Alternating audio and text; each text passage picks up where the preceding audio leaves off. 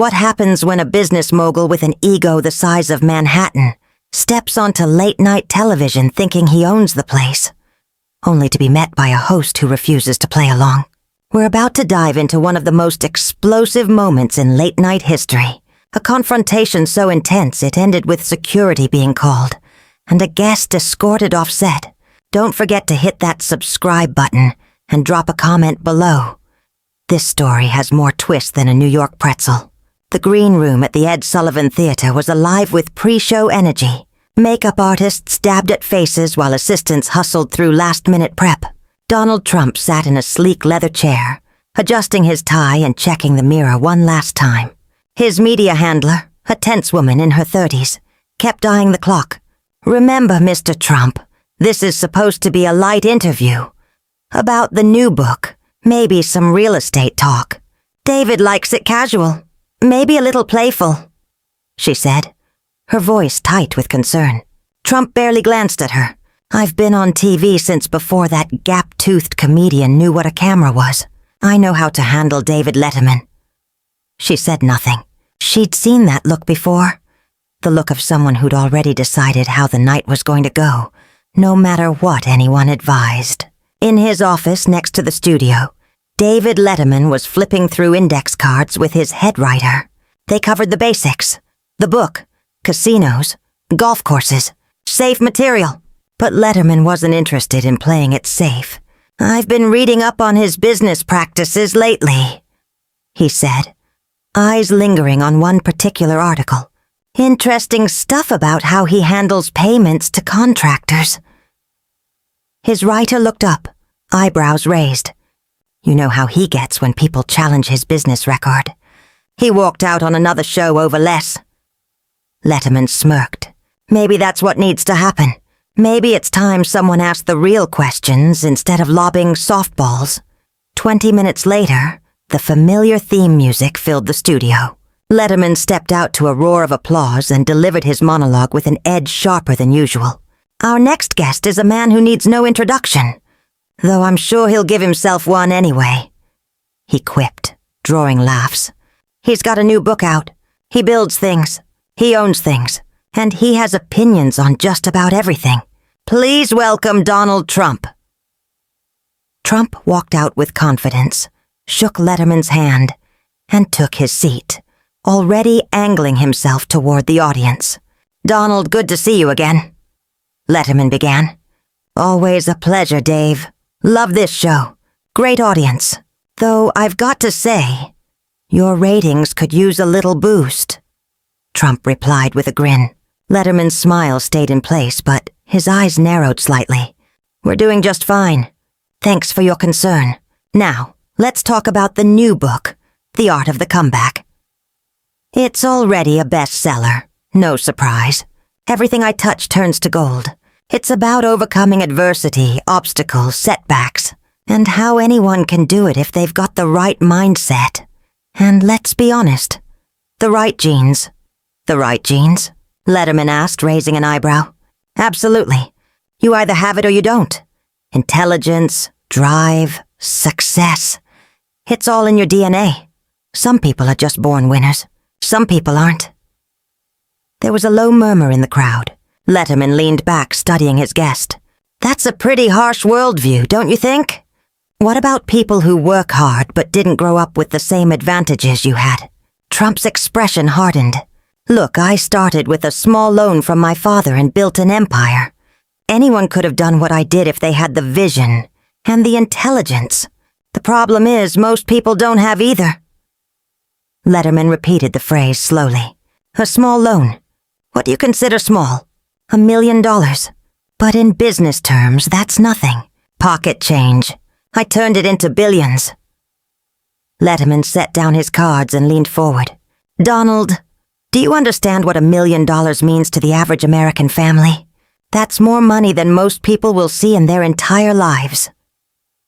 Trump shifted in his seat, his confident smile growing tight. "Dave, you're missing the point. It's not about the amount. It's about how you use it. Give most people $1 million and they'd waste it. I multiplied it thousands of times over." "But don't you think it's a little tone-deaf to call that pocket change when so many people are struggling to get by. The temperature in the room dropped. The playful tone was gone. Trump's friendly facade was slipping. Now wait a minute, Dave. I didn't come here to get lectured on economics by a comedian who's never made a real business decision in his life. I've built skyscrapers, resorts, golf courses. What have you built, besides a career making fun of people? Letterman met him with a cold smile. I built a career asking questions people care about, like how you treat the people who work for you. The audience picked up on the shift. This wasn't going to be the usual late-night fluff. Trump's jaw clenched. What exactly are you getting at, Dave? I've read reports. Contractors who worked on your properties, many of whom say they never got paid. Small businesses, family-run companies. Are you saying they're all lying? Trump's face flushed red. That's absolutely false. My company pays everyone what they're owed. We have top legal teams. Our contracts are solid. But, Donald, these aren't just rumors. There are legal documents, court filings from dozens of contractors over the years. Electricians, painters, small-time firms, all saying the same thing. In business, Trump snapped, not everyone lives up to their end. Sometimes work isn't done right. Sometimes there are disputes. That's the real world, not your fantasy land where everyone gets a participation trophy. Letterman picked up a paper from his desk. Trump's eyes followed it, wary. So when an electrical company in Atlantic City says you owed them $80,000, and that's when everything boiled over. What followed was a heated exchange, the kind rarely seen on late-night TV. Voices were raised, off-camera producers moved in, and eventually, security had to escort Trump off the set. Want to know what happened after the cameras stopped rolling? Stay tuned. This story's just getting started. If you're talking about a contractor who worked on one of my casinos and ended up settling for $20,000 to avoid bankruptcy, that's on them for not doing quality work. I don't know the specific case you're referencing. And frankly, I don't appreciate being ambushed with this nonsense. You told me this was going to be about my book, about my success, not some hit piece fueled by disgruntled contractors who couldn't survive in a competitive industry. The audience had gone completely still, the silence thick with tension. It was the kind of stillness that settles over a crowd when something begins to unravel right in front of them. Behind his keyboard, Paul Schaffer looked visibly uneasy, clearly unsure if what was unfolding was a scripted stunt or a real confrontation spiraling out of control. Donald, I'm not ambushing you, Letterman replied calmly. These are public records, court filings. Anyone can look them up. I'm asking about how you justify leaving small business owners unpaid after they've done work for you. Trump jerked upright in his seat before sitting back down, clearly agitated. You want to know how I justify it? He snapped. I justify it by building a multi-billion-dollar empire. I've created thousands of jobs and added more to the economy than you ever will. I've succeeded in one of the hardest industries in the world, while guys like you sit behind a desk, tossing out cheap shots. Sit down, Donald. We're not done here, Letterman said, his voice sharp and authoritative. No longer the affable late-night host, but a man fully in control of his domain.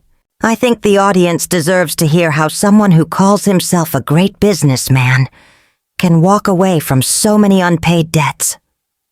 Don't tell me to sit down, Trump shot back, his voice raised.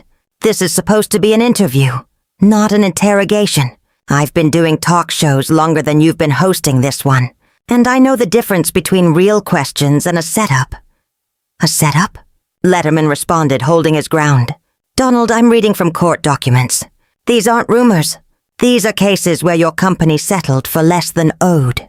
Cases you didn't contest. If asking about your business record is a setup, maybe the problem isn't the questions. Trump leaned forward now, pointing a finger. You know what your problem is, Dave? You've been doing this so long you think you're a journalist. But you're not. You're an entertainer. An outdated one. Your time is up, and you're the only one who doesn't know it. There was a loud gasp from the audience. Personal attacks were one thing, but this was different. Something had shifted. Letterman's expression darkened. The easygoing grin was gone. My time is up? Let me tell you something, Donald. I've been doing this long enough to know a bully when I see one. And right now, you're trying to intimidate your way out of being held accountable for how you treat people. That's not leadership. That's cowardice. You want to talk about bullying? Trump barked. You invited me here under false pretenses. You're smearing my name in front of a national audience with garbage claims and no proof. No proof? Letterman said, grabbing a stack of papers from his desk. Donald, I've got legal judgments right here. Case numbers, settlements your company signed off on. These aren't claims. These are court-validated facts. Trump stood up again, this time fully, his face flushed with anger. You know what, Dave? I don't need this. I don't need to sit here while a washed-up talk show host tries to make himself feel important by tearing down someone who's actually built something. Sit down, Letterman said again, more forcefully. This interview isn't over.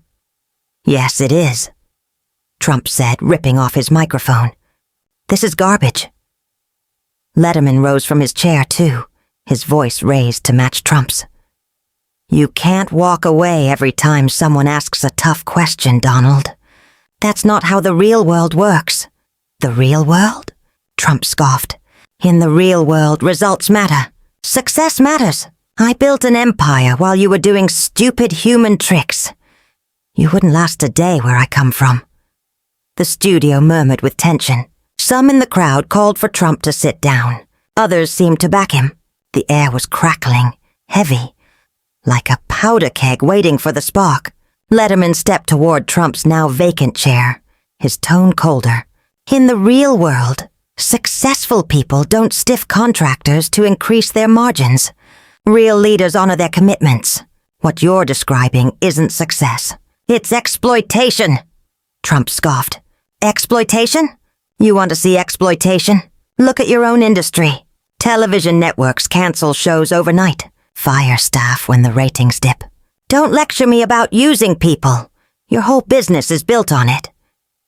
This isn't about TV, Letterman replied. This is about you. Your track record, your decisions, your history of not paying what's owed. Trump had fully removed his mic now and was gripping it like a weapon, his gestures erratic, his voice rising again. I don't owe you or anyone here an explanation. I've been more successful than anyone in this room. You peaked in the 80s. The studio felt like a boxing ring, two heavyweights circling, the crowd unable to look away. You want to play hardball, Dave? Trump growled. Fine, let's play hardball. How much do you pay your writers? Your crew? You walk away with millions while they do the real work. You're no better than anyone you're accusing me of cheating. Letterman didn't flinch. This isn't about me. This is about your pattern of cheating working people out of money they've earned. Cheating? That's slander. And I have witnesses, Trump shouted, gesturing to the audience. You've just accused me of criminal behavior on national television with no evidence. I have the evidence, Letterman replied. I have court records. I have settlements. I have legal documentation that shows your company repeatedly paid less than what was owed. That's not slander. That's fact. Trump stepped closer, jabbing a finger toward the desk. Those were business disputes, negotiations. That's how the real world works, Dave. Things change. Work gets delayed. Quality isn't met. Contracts get renegotiated. Letterman didn't back down. You can spin it however you want. But to the small businesses you left behind, that's not negotiation. That's survival. They settled because they had no choice. You made your billions, and they lost everything. The room was electric, teetering between chaos and something even more explosive. Security personnel had quietly moved to the sides of the stage. Trump turned, addressing the crowd now. This is a joke. I came here to talk about success, and instead I get dragged through the mud by a bitter, irrelevant host looking for ratings. Letterman looked straight into the camera. And I came here to ask real questions. If that makes you uncomfortable, maybe it's because the answers don't sound so good when spoken out loud." And with that, Trump stormed off stage, mic still in hand, while Letterman stood silently behind his desk, the tension slowly giving way to stunned applause and uneasy murmurs. The interview was over, but the fallout was only just beginning. "Circumstances like a small business owner who can't afford to fight you in court for years," Letterman pressed, his tone sharper now. "Circumstances like people who need to feed their families and can't afford to wait while your lawyers drag things out." The audience had moved from silent shock to full engagement, some cheering, some shouting over each other. The set no longer felt like a late-night talk show. It felt like a political rally on the verge of spiraling out of control. "You don't know what you're talking about," Trump snapped. "You sit in your little studio, mocking people who actually work, who build, who create value. You're nothing but a parasite, feeding off other people's accomplishments." Letterman stepped out from behind his desk. "A parasite?" he said, walking toward Trump. "I've been entertaining people for 30 years. I've employed thousands. I've supported charities, given to causes, helped communities. What have you done? Other than get rich?" Trump stepped forward too. "What have I done? I've built hotels, created jobs in construction, hospitality, entertainment. I've revitalized neighborhoods, brought in business, breathed life into dying economies. I've done more for working people than you ever will." "By stiffing them," Letterman shot back. "By underpaying them, dragging out lawsuits, and forcing them to settle for less just to survive? By giving them opportunities they never would have had." Trump's voice cracked with anger.